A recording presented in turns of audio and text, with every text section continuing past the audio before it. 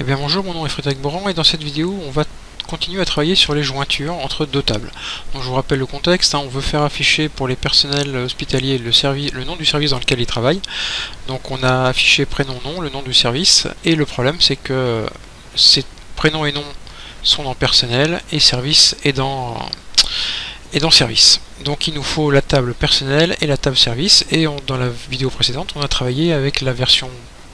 officielle et normalisée de la jointure, à savoir le inner join. Là je vais vous présenter en fait la version non normalisée, qui fonctionne très bien, mais qui est plus ancienne en fait, qui ne correspond plus au nouveau standard, mais qu'on va utiliser pratiquement systématiquement. L'idée en fait c'est de garder quelque chose d'assez simple, select ce qu'on veut voir afficher, from, là on mettra les tables où sont les colonnes qu'on veut faire afficher, et dans le where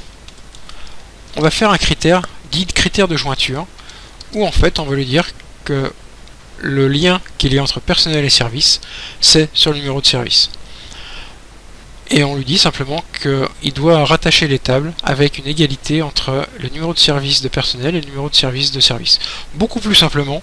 on lui dit le lien entre personnel et service c'est le numéro de service, et ça s'écrit en fait p.numéro de service égale s.numéro de service. Voilà, c'est beaucoup plus simple que inner join, et ça nous permettra en fait, quand on aura plein de tables, d'avoir des écritures un peu plus faciles à écrire,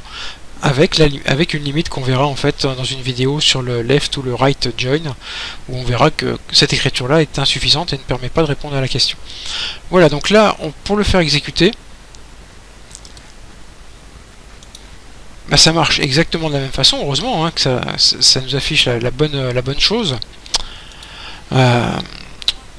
L'idée vraiment c'est de retenir ça à un select from where, toujours cette structure très simple,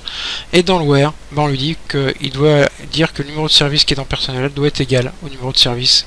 de service. C'est beaucoup plus simple à écrire, à mon sens à comprendre. Bon, après je vais pas me lancer dans l'explication pour ou contre la normalisation, évidemment faut travailler de façon normalisée, c'est beaucoup mieux, mais vous voyez qu'ici en fait je lui dis tu prends personnel, tu prends service, tu m'affiches ça, tu m'affiches ça, et l'idée c'est dire que tu fais le lien entre personnel.numéro de service et service.numéro de service. Dernier point sur les alias, si vous enlevez les alias, ou si par exemple ici vous mettez le numéro de service, simplement pour attirer votre attention sur quelque chose, regardez ce qu'il va vous afficher. Il va vous afficher que ce numéro de service là peut désigner plusieurs tables listées dans la cause from. Le champ numéro de service peut être dans plusieurs tables, et c'est pour ça qu'en fait il faut préfixer votre numéro de champ par la table ou par l'alias, ce qui nous fait gagner un petit peu de temps et ce qui nous fait gagner un petit peu de lisibilité. Voilà, j'en ai terminé sur le select from where avec les critères de jointure. Donc on va voir dans une vidéo suivante des requêtes qui commencent à être un peu plus élaborées avec des filtres sur les jointures. Je vous invite donc à vous abonner à ma chaîne, à aller visiter mon site fboran.info sur lequel on va travailler sur pas mal de jointures, et je vous retrouve dans une prochaine vidéo. Merci.